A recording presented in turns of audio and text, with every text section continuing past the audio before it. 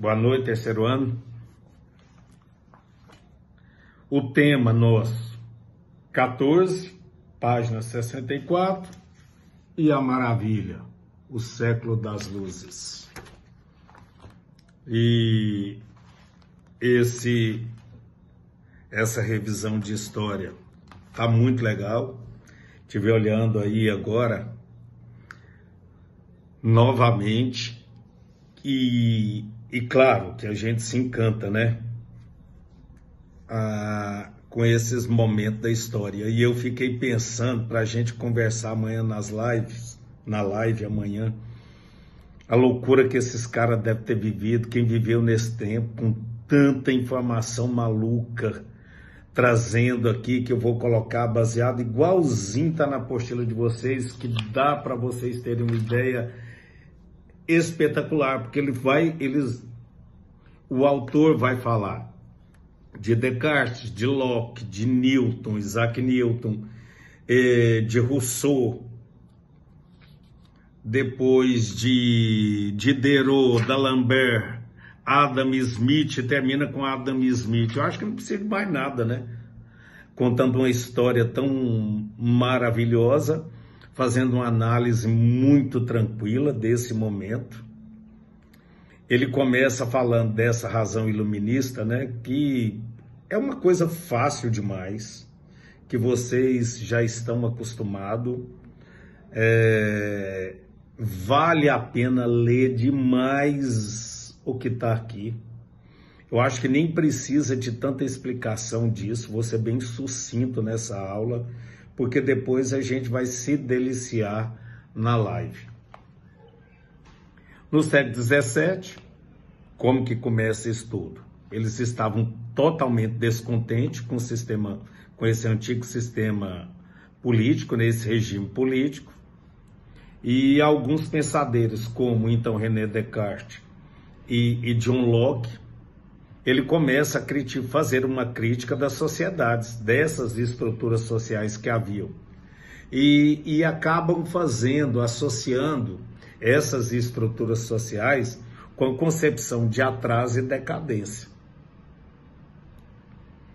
Gente, tenta contemporaneizar isso, vocês veem, com visão daquele povo que tem uma visão extraordinária política, tentando ainda viver debaixo de ditames políticos antigos, com tanta nojeira dessa política. Vem um cara agora e começa a falar de uma coisa nova, querendo pôr isso tudo para acabar. Eu imagino que foram esses dois, criticando essas concepções, falando, ó, isso é por atraso, isso é atraso. E, claro, se eles estão tentando fazer isso, eles anseiam e almejam o quê? Mudanças políticas e, obviamente, sociais. Os cientistas começam também a criticar os dogmas da igreja, pelo fato de serem desprovidos de fundamento científico. Nós estamos falando de mudança, nós estamos falando de época de luz, de razão. Então, eles querem tudo isso. E aquilo, quando eles pedem isso, contrário à própria dinâmica da natureza, né? Aí, para os iluministas, a razão é o método experimental. E o método experimental tornaram-se critério para o estabelecimento da verdade. Então, essa coisa empírica e essa razão, para eles, isso aí é o básico para se obter a verdade. Para o quê? Para essa produção de conhecimento. Querem conhecer? Então vamos fazer tudo baseado nisso, no empirismo e na razão. Então o racionalismo, ele acaba se firmando, então, como modo de pensar no universo intelectual europeu. Tratava-se de um momento, o autor coloca aqui, em que houve uma valorização da razão e um processo de quê? Da secularização do pensamento, iniciado no Renascimento. Nós já vimos isso. O quê? Eles querem colocar isso mais acessível ao povo. Para o quê? Para disseminar com uma certa facilidade, para que o quê? Eles pudessem agir. E o próprio povo receber isso. Essa secularização do pensamento é incrível. Você já pensou quando isso se pudesse se tornar nesses países com menos problemas? Vocês pensam tanto que menos problemas teriam que a secularização do conhecimento pudesse ser para todo mundo? Você pode ver que nós estamos vivendo um tempo um tanto inusitado, que para continuar obtendo conhecimento, não é todo mundo. Por quê? Porque é dificuldade, nós estamos falando, e para nós não é nada, apesar de você vai falar, nossa, mas todo mundo tem internet, todo mundo tem computador, todo mundo tem celular. Não, infelizmente não. É muita gente. Mas essa classe menos provida de recursos, elas ainda têm dificuldade com isso. E agora não. Na Europa eles estão querendo o quê? Essa secularização do pensamento. E aí então nós temos esses precursores da filosofia das luzes, que tem Descartes, René Descartes, de 1596 a 1650, era um matemático francês, autor da célebre frase penso, logo existo, método cartesiano, que consiste no ceticismo metodológico, ou seja, na dúvida a respeito de qualquer afirmação. Depois nós temos Locke, que é de 1632 a 1704, médico e filósofo inglês, afirma que o ser humano possui direitos naturais, como a vida, a liberdade e a propriedade privada, e autor do segundo tratado sobre o governo civil. Locke defendia a ideia de que seria legítimo o rompimento do contrato social entre Estado e sociedade, ainda que por meio de uma rebelião. Isaac Newton, 1643-1727, físico, matemático inglês, defendeu a universalidade da razão e a ideia de que o universo seria regido por leis da física, não por leis divinas. Contrário à ordem social e política do antigo regime, os iluministas foram bem acolhidos pela burguesia europeia.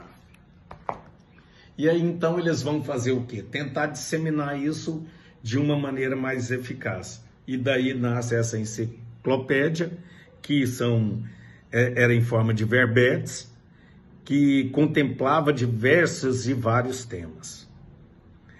Problemas sociais, confiança no poder da razão, observação, experiência, afirmação do direito à liberdade do pensamento, desvinculação dos dogmas religiosos, crença nos frutos trazidos pela liberdade, descobertas científicas, implementos de técnicas, progresso da civilização, entre outras discussões propostas. Eu imagino que deve ter sido uma loucura isso tudo.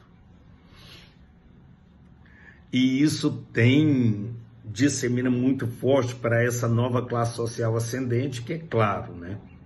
Ela vai querer, infelizmente, com isso tudo, ela acaba depois tomando toda monopólio, derruba-se uma política, mas, ao meu ver, e vários historiadores aí eles acham que simplesmente só muda o chicote de mão. Mas, de qualquer forma, nesse tempo há muita mudança. Infelizmente, as coisas depois elas tomam um rumo diferente. O próprio Adam Smith, para mim, é um exemplo disso quando ele fala sobre o liberalismo econômico. Nunca que ele imaginava que pudesse, a partir do liberalismo econômico, chegar a esse momento que nós estamos, né?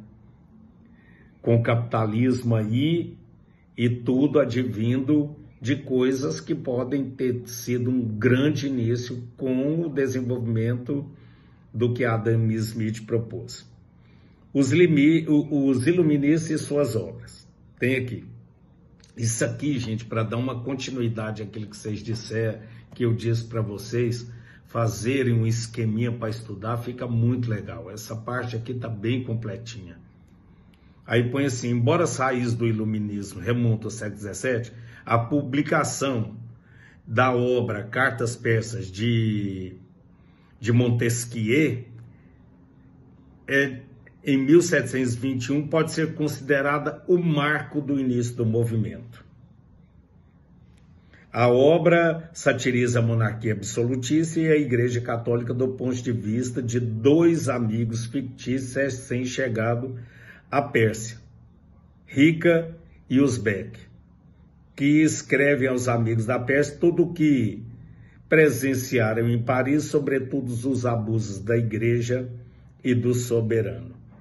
Contudo, foi em 1748, em sua obra A Lei dos Espíritos, que Montesquieu nos legou sua principal contribuição, que foi a separação dos três poderes, né? Que é o executivo, legislativo e judiciário, que vigora até hoje para nós, né? Outro iluminista foi François, conhecido como Voltaire, que é de 1694 a 1778. Apesar dele de acreditar em Deus, ele vai fazer crítica à igreja, negando a teoria do direito divino que legitimava o poder de reis franceses. Nada mais justo, né?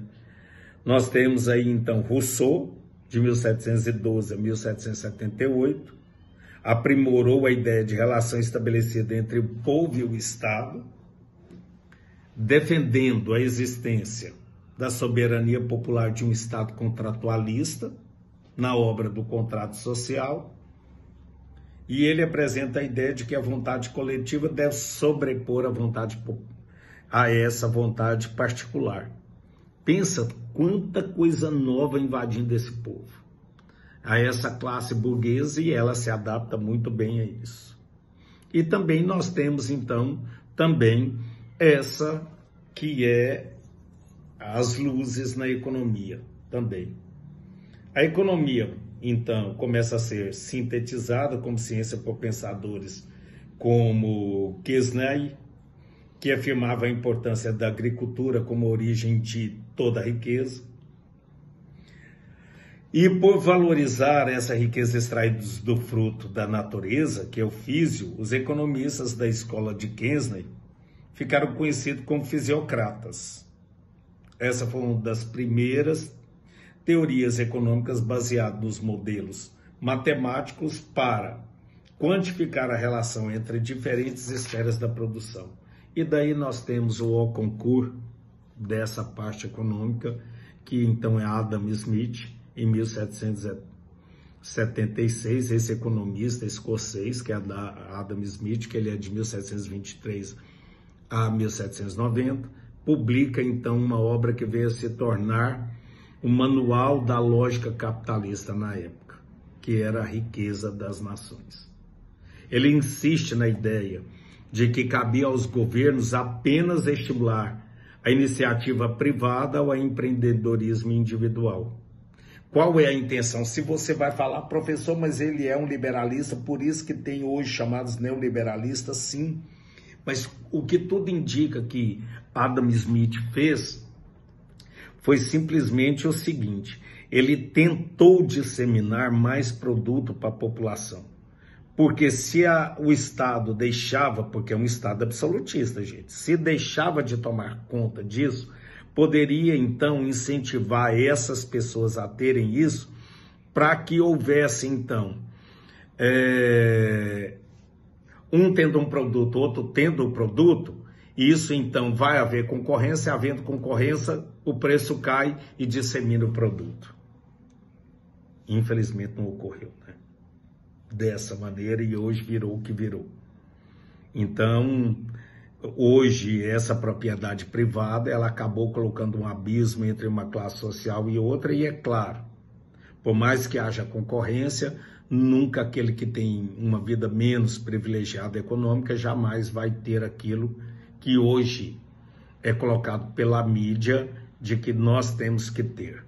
Então isso aí é um sonho, um idealismo, que isso não acontece.